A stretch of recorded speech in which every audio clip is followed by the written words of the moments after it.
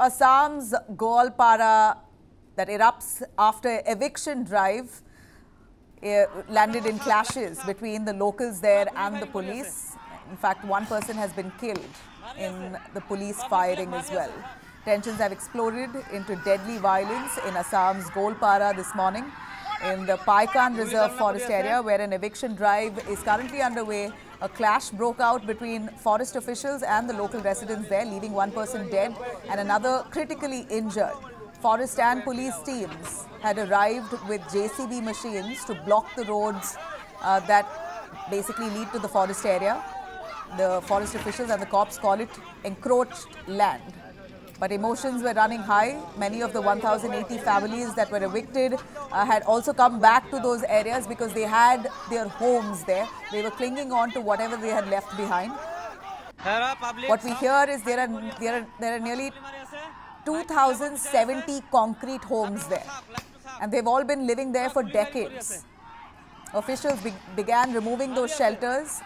Tempers flared. Stones, sticks, bricks were all reportedly hurled in retaliation as the police there came for that eviction drive.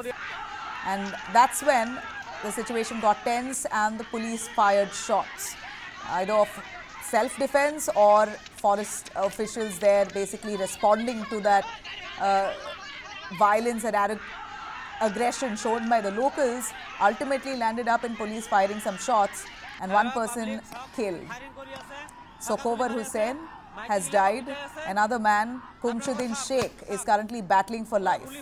Multiple others were injured in this clash. Additional forces have been deployed, but tensions do remain on the edge. But of course, many questions being asked if this is indeed encroached land. It's basically an order that's been given from the High Court itself that this land is encroached and it needs to be vacated. Notices were also given to these people, for, 2 notices, one in December, another recently. And now locals there asking if this land is really encroached land, then why were we given voters ID in the first place? Why are there schools in that area? Why are roads being made? Electricity supply was on, water pipelines were in place. Why was this a full-fledged community if this was encroached land? All government infrastructure that was provided to them for so many decades. Locals asking if the government now turning a blind eye to the 2 years of them living there. And if at all eviction now is happening, what's the alternative for them? Eviction continues across Assam. Over 50,000 people have been removed since 2021. Families are at this point claiming that they're being pushed out for no fault of theirs.